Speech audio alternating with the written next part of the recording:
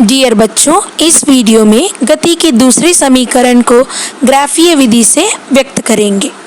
My dear students, welcome to 10 digit wonder. इस channel में आपके मैथ्स एंड साइंस के डाउट्स क्लियर करने वाले वीडियोस रहेगा। अगर आपको समझ में आए तो ज़रूर लाइक कीजिए, अपने फ्रेंड्स के साथ शेयर कीजिए, चैनल को सब्सक्राइब करिए और बेल आइकन दबाइए ताकि लेटेस्ट अपडेट्स आपको मिल जाए। गति के दूसरी समीकरण s is equal to U T plus half A T square स्थिति तथा समय के बीच के संबंध को दर्शाता है। उसे हम लोग ग्राफीय विधि से कैसे व्यक्त करेंगे देखेंगे। मान लेते हैं कि किसी वस्तु ने एक समान त्वरण से t समय में s दूरी तय करती है। तो हम लोग ऑलरेडी जानते हैं ओ ए, बी सी, ओ सी, बी डी ये सभी वैल्यूज कैसे निकालेंगे। गति के दूसरे तथा तीसरे समीकरण को वेग समय ग्राफ से कैसे प्राप्त किया जाए इस वीडियो में देखिएगा। जैसे कि यहाँ देख रहे हैं, गति की दूसरा समीकरण जो है s is equal to U T plus half A T square है।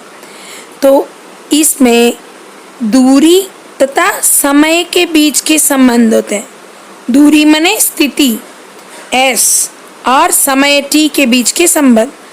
और यहाँ देखिए, A से B तक कोई वस्तु तय कर रही है तो उसको तय करने के लिए कितना समय लगा, समय t।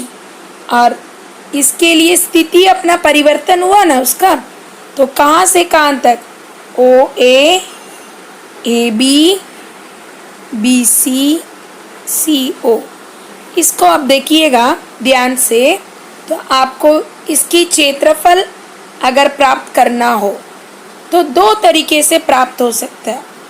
पहला तरीका है जो समीकरण दो में हम लोग प्रयोग करेंगे।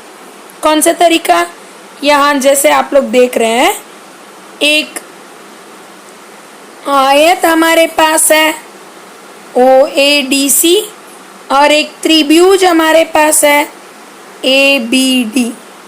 इन दोनों को क्षेत्रफल को अलग अलग से निकाल के जोड़ दिया जा सकता है। अब आयत के क्षेत्रफल आप लोग जानते हैं, लंबाई गुना चौड़ाई।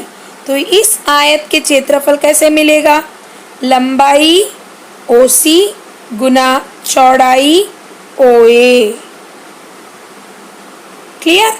अब इस त्रिभुज की क्षेत्रफल चाहिए हमें, ए बी डी त्रिभुज के।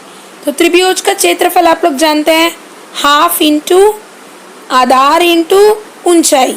यहाँ इस त्रिभुज की आधार देखिए, इसकी आधार है ए डी और ऊंचाई है बी डी।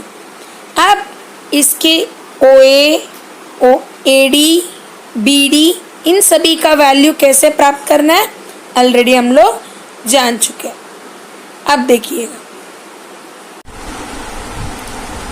अब देखिए गति के दूसरा समीकरण s is equal to U T plus half A T square होते हैं। तो जैसे हम लोग अभी ग्राफ में देखे थे, वस्तु के द्वारा तय की गई दूरी s किससे मिलेगा, ओ ए बी के नीचे जितने क्षेत्रफल थे ओ ए बी सी का क्षेत्रफल से मिलेगा। अब ओ ए बी सी का क्षेत्रफल को हम आयत ओ ए डी सी का क्षेत्रफल जोड़ त्रिभुज ए बी डी का क्षेत्रफल ऐसे भी लिख सकते हैं। ग्राफ में जो देखे थे उसको ध्यान दीजिए। अब आयत में हम लोगों का लंबाई हुआ था ओ ए और चौड़ाई नीचे था ओ सी। तो ओ ए गुना ओ सी, आयत का क्षेत्रफल लंबाई गुना चौड़ाई, फिर प्लस त्रिभुज का क्षेत्रफल हाफ इंटू आधार इंटू ऊंचाई। तो आधार क्या है, ए बी डी का आधार था ए डी और ऊंचाई था बी डी। तो इसमें हम लोग जानते हैं ओ ए इज इक्वल टू यू प्रारंभिक वेग, ओ सी तथा ए डी दोनों लिया गया समय t और B D is equal to वेग में परिवर्तन v माइनस यू। अब गति का पहला समीकरण में हम लोग देखे हैं v is equal to U plus A T, जिसमें से हमें मिलेगा v minus U, plus U को इधर लेके आएंगे तो v माइनस यू बराबर ए टी।